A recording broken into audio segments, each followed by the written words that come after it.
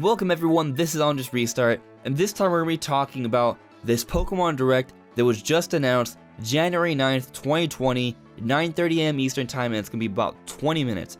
What should we expect to see? Well, before we talk about that, I want to briefly talk about the Nintendo Direct that still wasn't announced. I think that's probably just happening next week. Pokemon Company likes to handle things separately from the rest of the Nintendo, so that's why we get the separate Pokemon Directs. Now, what will this Pokemon Direct have? Well, I'm thinking that there will be news on Pokemon Home. That kind of needs to come out this month pretty much, so I'm expecting a release date, pricing, and maybe more information about the features it may have. Maybe they'll show how we can interact with the Pokemon beyond just storing them in a box. Especially since there's no national dex now, there will be a little bit more of an importance to interactivity in Pokemon Home as opposed to Pokemon Bank, which was very bare bones. Now beyond that, I expect a trailer for Pokemon Sleep. Maybe we'll finally learn what that game is actually about, or that application, and also maybe some more news on another update for Pokemon Go. Going beyond mobile applications, what else could there be?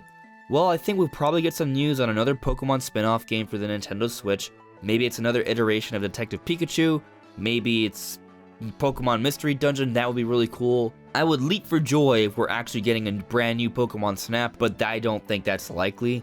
But I definitely think some sort of Pokemon spin-off is coming out this year on the Nintendo Switch. Besides that, what else could there be? Well, a mainline Pokemon game.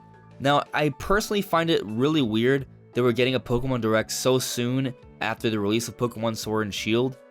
Maybe that's because there isn't going to be a mainline Pokemon game this year. That's possible. And if that's the case, I would honestly prefer it, because I want Game Freak to take their time and really focus on making a high quality game. So say for example, Pearl and Diamond remakes don't come out until 2021, maybe then they could be really well fully featured and have a lot of new things that make the games really great. Or not, maybe Pearl and Diamond remakes will be announced during this Pokemon Direct, and they'll come out and they'll still be pretty good, but you know, it'll be another year back-to-back of Pokemon games, so we'll see what happens there. But I definitely think there's a possibility that we finally get an announcement for Pearl and Diamond remakes. But if we don't get our Pearl and Diamond remakes this year, and Game Freak does take a break, what I actually think could be happening here, since it's so soon after the release for Pokemon Sword and Shield, is that they show us DLC. We get some sort of DLC expansion for this year to help tide us over into next year, when maybe then we could see our Pearl and Diamond remakes. Honestly, I think that would be the best way to go about things here. I would really love it if moving forward Game Freak just did it in a way where we get a Pokemon game, then the next year there's DLC to help tide us over and change things up, and then the next year we get another Pokemon game. If they did things like that, I honestly think that would be much better for the overall quality of the Pokemon games, but that's just my personal opinion on this.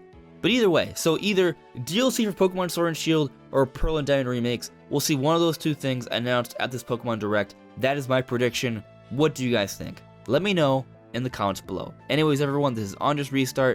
Thank you so much for listening and watching to this very basic, quick edit of my thoughts on this Direct.